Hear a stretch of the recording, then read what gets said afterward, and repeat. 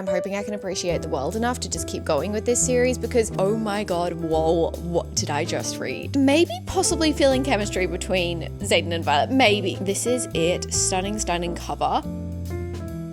Hi my loves, welcome back, welcome to my channel, welcome if you guys are new. If you've been watching my vlogs recently, you probably know I have been very, very busy. I have just not had a lot of time to read, and I can finally say that I have the weekend kind of put aside. I do have a little few things to do, but to pretty much just read, and I can't even explain how excited I am for that. So I thought we would dedicate a good 24 hours to just reading as much as possible. Now when I say 24 hours, I mean during the day, so 12 hours a day. We may even continue on to Sunday, it's Friday today, and just seeing how much I can get read each day. Trying to get through as many books on my physical TBR as I can, even not my physical TBR actually, the first book isn't. A bit of a weekend readathon, a laid back 24-hour readathon, if you will. To be honest, I feel like I get more read in these than I do when I do a timed 24-hour readathon, because it usually gets to 10 p.m. at night for those ones and I'm falling asleep and I'm just not making it through, or I just feel like the pressure gets too much for me and I just zone out whilst I'm reading and I'm not really in it. So I figured this will be a fun way to do it. Starting the day with 2 books, I think. It's midday now. I have been reading for a little bit and I am 100 pages into my first book, which I am so excited about. This first one is Fruit Fly by Josh Silver. You've probably been seeing this on the internet. It's kind of going off at the moment. It is out of stock in bookstores everywhere. So I just thought I'd get it on my Kindle. It was crazy expensive on Kindle as well, but it's completely out of stock in bookstores all across Australia. And I think a lot of places in the world are having this problem as well. There's just not enough stock. I don't know if they just didn't assume it was going to be this big a hit and this popular, but clearly it is. I was put onto this book because I saw Jack Edwards recommend it to Anne Hathaway in one of his interviews, and it seemed so interesting to me. So basically, it is about a woman who is desperate to be a best-selling author. She loves writing, but just all of her ideas are kind of a bit of a flop, I guess. She kind of starts going into this rabbit hole on Reddit trying to find inspiration for her next book, and one of the inspirations that catches her eye is writing a book about being gay, and your life is that, and it's bonus points if it's a sad book because everyone loves a sad book, things like that. She gets inspired by this and decides to download Grindr, starts impersonating a gay man. So it's very interesting. It's a queer, I want to say almost thrillery. Apparently if you like Yesteryear, you'll like it. And so far it is so addictive. This writing is so easy to read and I am just instantly in it. I just think as well, the premise is so funny. It's also straight into it. There's no setting the scene for chapters and chapters and chapters. You get to know your characters and then you're in. The plot starts immediately, which I really, really appreciate. And I feel like it's a great way to start this vlog. So that is going to be our first book. I am loving it so far. So curious to where it's going to go. So many questions. I feel like I'm really enjoying unhinged, toxic kind of books at the moment because I just read Best Offer Wins and that was insane in itself. So I feel like I'm just really liking those kind of books at the moment. They're just really addictive and random. I feel like they're a bit like Frida McFadden. And then the other book I have started, I guess, is my reread of Fourth Wing, except I'm doing an audio reread. So I figure throughout the weekend, I'm just gonna, every time I go for a walk or I'm doing some chores, I'm just gonna pop an audiobook in. And right now that's gonna be Fourth Wing. This is on my TBR for the month. It's one that I have been meaning to reread for a long time, just because I feel like when I read Fourth Wing, I read it when it just came out and I didn't reread it before I read Iron Flame, and then I read that when that just came out, and then I didn't read either of them before I read Onyx Storm. And I feel like I just went in with not enough memory of what happens in those books. And I think if I read them back to back to back, or at least closer, I'm going to have a completely different reading experience, because I just was pretty underwhelmed. I liked Fourth Wing, but I was underwhelmed with Iron Flame and Onyx Storm. And I just think I could like them a lot more if I actually remembered the tiny little details, and the little Easter eggs that are laid down in Fourth Wing, picked up in Iron Flame. Yeah, I just think I'll have a better experience. I don't know. I just want to give it another shot, especially before this new novella thing comes out. So yeah, we're going to do an audio reread of that one. But yeah, those are my 2 books that I'm reading at the moment. Let's just keep going and we'll see how far we get into them today.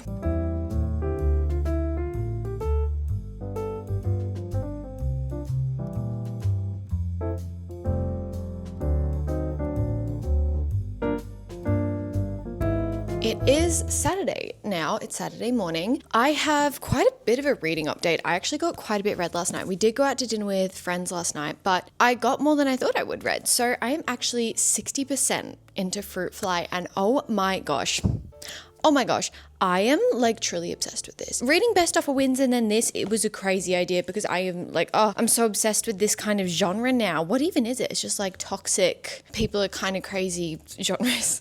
The plot has gotten so much thicker. I feel like more characters have been introduced rather than just like our main protagonist, which her name is Mallory, and the man she is like basing her story off without knowing. He doesn't know this. Her husband has been introduced a little bit more, and I feel like there's so much there that I want to unpack that I am so intrigued about, and I don't know where it's going to go. I have so many questions surrounding that, and I'm really liking that. Like, I'm getting so excited, but there is so much depth to this plot, and I cannot stop reading it. It literally has me hooked, and I will not put it down. I also have no idea how this is going to pan out. It has basically been separated into parts, so we're in part 3 now. Between each part, there's usually a few week time jump, so nothing too crazy, but I do think that adds to it a little bit more, and then you're kind of playing catch up for a few pages. You're like, wait, it'll end on like a massive cliffhanger, and then you're playing catch up being like, wait, what happened? How did this person react to finding that out? Blah, blah, blah. There's so many unknowns right now, but enough known that I want to try and solve it myself. Does that make sense? It's almost, we have this sense of mystery, but it's just like the mystery of where our character's actually going to end up. Also, I'm like so conflicted on Mallory. I have so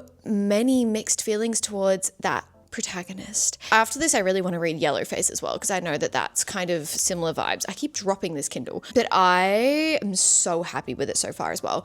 Also, Josh Silver's writing is very unique in the sense that there is not necessarily a flow to it. It is very jagged, but that helps you be in the mind of our main protagonists. Like, it helps you be in the mind of this person who doesn't know what they're doing with their life and who's in this really intense situation. And the format of the writing makes it feel chaotic and makes it feel really unknown and scary. It's a really, really well done book. It almost feels like as well, he's kind of just written it all in one. It's like when you do art and then you just don't touch it anymore. That's kind of what it feels like. I know it's probably gone through many, many editing phases, but it feels chaotic in that sense, and I love it. I don't know if my words are making much sense. And then I've also been listening to Fourth Wing. I think this is where we're up to. About 100 pages in, I think. Around chapter 8 or 9. I'm listening to it on audio, but I just like to keep it updated on my physical copy. Honestly, I can't even lie. I would recommend this to anyone who's like getting into their fantasy journey, because this is such a fun book. The whole setting of this is so much fun and so easy to get immersed in. Like, there's world building, but it's very easy to get your head around, but it's not too simple. Like, you're not bored by any means. It's just a fantasy book that I think will appeal to any person. And look, I always have recommended it for that reason. Like, if you bump into me and you're like, oh, what do you do for a living? And I'm like, oh yeah, I talk about books. And they're like, oh, what genre? And I'm like, oh, fantasy. And they're like, oh, I love a fantasy romance. What would you suggest? Like, I haven't read in years. I'd usually say Fourth Wing. I Can't Lie, or Diabound, or something like that. Because I think they do just embody the classic giddy feelings and immersing you in this very fantastical world. Honestly, I'm really enjoying it. I still don't love our characters. I'm really hoping this book is going to change my mind on it, but if not, I'm hoping I can appreciate the world enough to just keep going with this series, because I desperately want to reread Iron Flame. I desperately want to. So I'm having fun with this book. When I read Fourth Wing for the first time, I didn't hate it by any means. Like, I found it really fun. As I said, just the rest I didn't love. I forgot about Dane as a character in the beginning. Like, I feel like obviously we have a lot of character development with him. But I forgot how he is in the beginning. I was never a Dane girl though. Like, even in the beginning, I was like, you give me a weird vibe. It's really interesting to me because one of the reasons I really appreciated it when I first read it was the fact that Violet has a chronic illness. And I'm like, great, chronic illness representation. I love seeing it integrated into characters, but it's not like their main fault. I remember focusing on it a lot in the beginning, and then it kind of just like trickling towards the back at the end, and they just focused on how small she was rather than like her weaknesses. I'm not sure if that's going to happen. I'll keep you updated, but that was my memory of it. All good things so far. I'm having a great time. We're going to keep reading.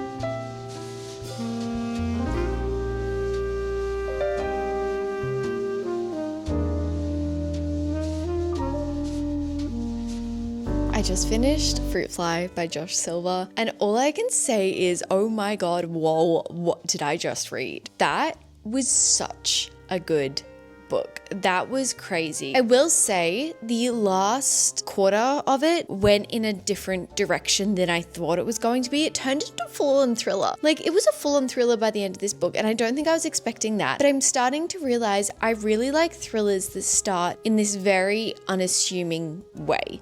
They start with an initial bizarre idea, and then they just keep getting more and more crazy and intense, and the stakes keep getting higher, and they keep like going a little bit more insane. To be honest, I kind of was hoping for something else to happen at the end of it, but that's also me just taking a dislike to one of the characters and then hoping I could just blame them for everything that went wrong. Unrealistic of me. Like, I knew that wasn't going to happen, but I just started to really hate them, and I wanted them to crash and burn. But I will say that final page, like the final ending, was crazy satisfying in a sense that, like, I'm not rooting for any of these characters. I don't know what side I'm on, but then also that ending, I was like, oh, that is so satisfying. Also, there was like this whole mention of like book talk and everything like that in a good way, in a positive light. They were like, book talk has really helped the publishing industry, and I was like, it's so nice to have something so modern referenced, but like in such a positive light. I really enjoyed that. A lot of good things to say. One of the most mind-boggling books I have read in a while. Josh Silver's writing was unlike anything I've read before, and I really, really enjoyed it. I think he is a really, really talented author. It was just such a bizarre premise. I did think it went a little bit almost too intense towards the end, but I also don't know how you would have ended it. I did like how much deeper we got into everything though. Like, I feel like the premise really was just the very beginning, and things really started to get a lot deeper and darker and mysterious surrounding all our characters. So I really, really liked that aspect of it. There were so many aspects I liked of it, but if you want a book to read in a sitting, like, you could definitely read that in a sitting. It was so addictive. For our next book, it is towards the afternoon now. Sun is slowly starting to set. It's only 3 p.m. though. I've also been listening to Fourth Wing a lot. I listened to about an hour and a half of it when I went on my walk and everything like that. Definitely getting into the thick of things more, and maybe possibly feeling chemistry between Xaden and Violet. Maybe. I'm not going to get ahead of myself. I think the next physical book I'm going to read is one that I've been meaning to for a little bit now. The Girl with 1,000 Faces. This is it. Stunning, stunning cover. I'm so excited. We are basically following our protagonist, Mercy, who is an exorcist and has a very like mysterious past that's been following her for a long time. She came into Hong Kong with no memory during World War II, and she's kind of found her home in a ghost-infested city, lost and traumatized civilians. Since the war ended, she has rebuilt her life and found work dealing with the angry and bitter spirits that haunt the place. So it's a very gothic kind of setting, a completely different mood, but I'm really excited to jump into this one. I'm hoping we'll get a little bit into it tonight, and then I guess we'll try and finish it tomorrow on Sunday. We'll see how we go. The whole idea around this weekend is to just read as much as I can, but not put too much pressure on myself. I want to be enjoying the books I'm reading, and I'll also continue listening to Fourth Wing tonight because I'm actually enjoying that. So I'm really excited about this one though. I haven't seen anyone read it. I don't know anyone's opinions on it, which I love. Same with Fruit Fly. I went in blind. Love going in blind to books and not having other like hype surrounding it or whatever. I'm very excited to see what it's in hold. My camera was about to die, so you're on charge, and that's why you're in that position.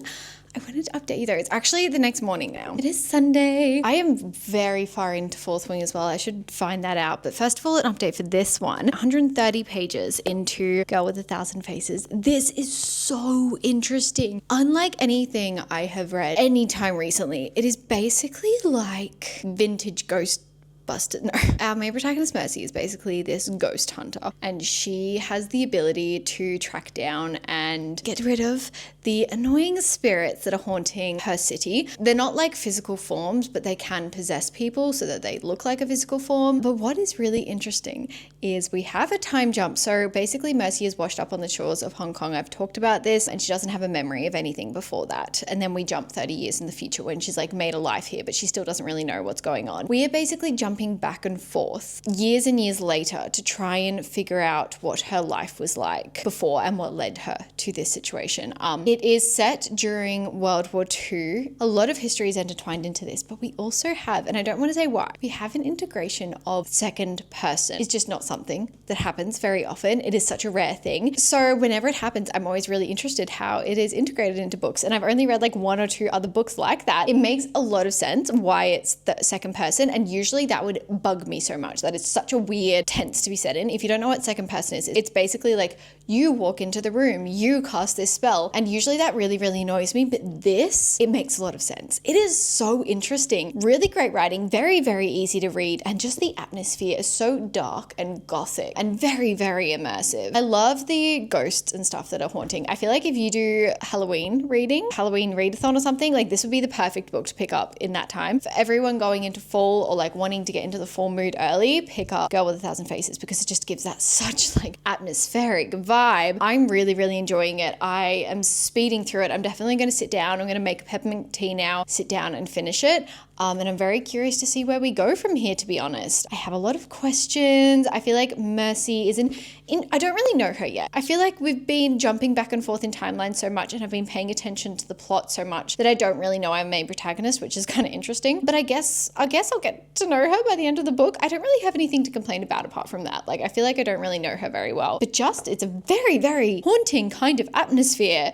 And like, I like how history has been woven into it. I know a lot about, and I feel like it's been integrated in a really great way. Very, very immersive. So I'm going to keep reading now. We'll see how we go.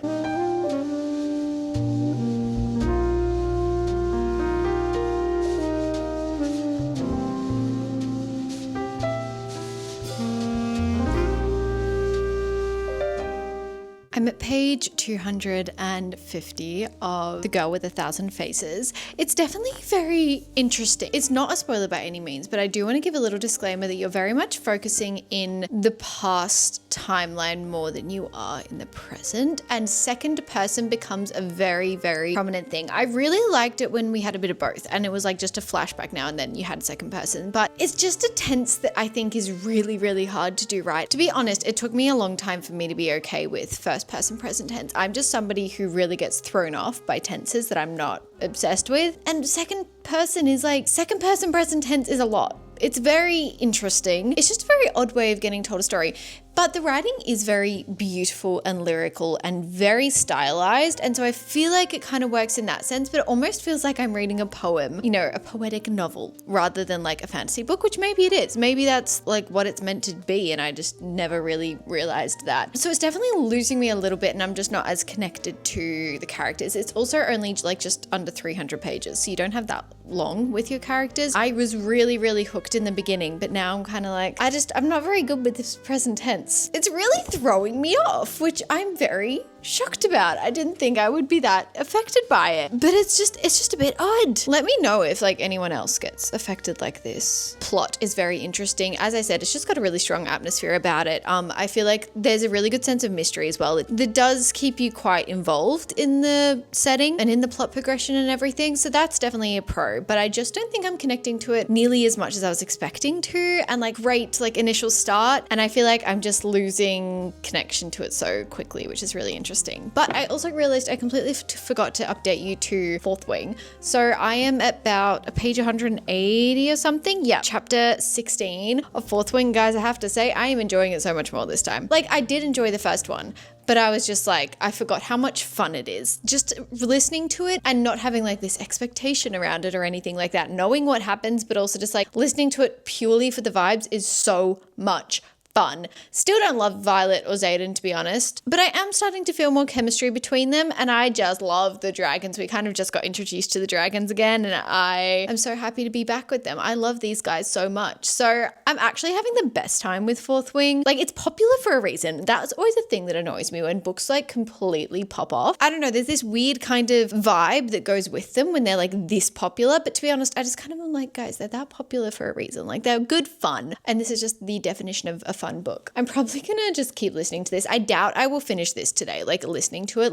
obviously is so much slower, but I am very much enjoying listening to it, and I want to keep listening to it as an audiobook rather than reading it physically. Now and then I might do some immersive reading or pick it up, but I did this with When the Moon Hatched, and I feel like it really enhanced my reading experience. And I'm actually really excited to go on to Iron Flame now. I feel like maybe one a month. Maybe we can do both next month, but I'm actually really enjoying it. I'll probably continue listening to this just like when I go for a walk today, but I'm gonna finish this now, and then I'm thinking, I don't think I'll get very far into it, but I can give you my initial thought on 11/22/63. Did I get it right? The Stephen King book? I think I did. because I do want that to be my next read. It's my book club pick. I've definitely left it a little bit later than usual, so I want to get into that one. So I'm going to start that this afternoon, I think.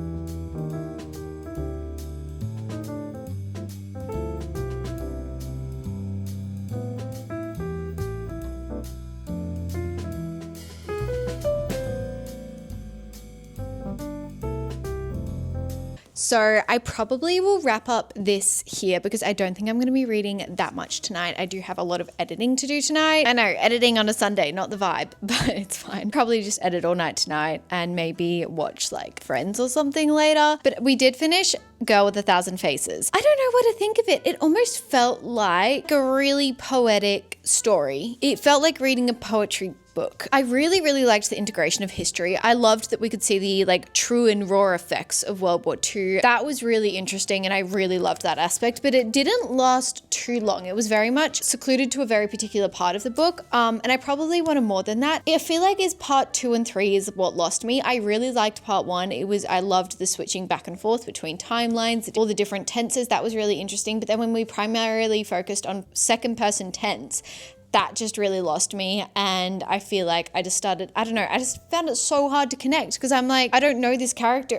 It just is weird in my brain. Beautiful writing, beautiful atmosphere. Nothing bad about that at all. Actual way it was composed was kind of different to anything I've read before. And I'm not sure I was obsessed with it. But we did start 11/22/63 by Stephen King. I'm only like 50 pages into it, guys. I'm not very far into it. But I will say I forgot how easy Stephen King's writing is. It is so easy to just get immersed in, which is really helpful because it's a dense read. It's a very dense read. It's also like formatted quite interestingly. But I'm actually excited to get into this one. This is this part of American history that I definitely know a bit about it, but obviously like they're not going to be teaching that in schools in Australia. So from what I know from it is all my own research or movies I've watched or documentaries and stuff like that. So it's kind of fun to see like a historical twist on it. If I'm going to read a historical fiction, I do love when a bit of creative freedom is taken to it. I think that's really, really cool. So I'm actually excited to get into this week. I've heard the audiobook is really good as well. So the sun is just coming in on my face. So maybe I'll explore the audiobook option after I finish the Fourth Wing audiobook, which for an update on that, we got about half, my Fourth Wing book is all the way over there. I'm being so lazy, but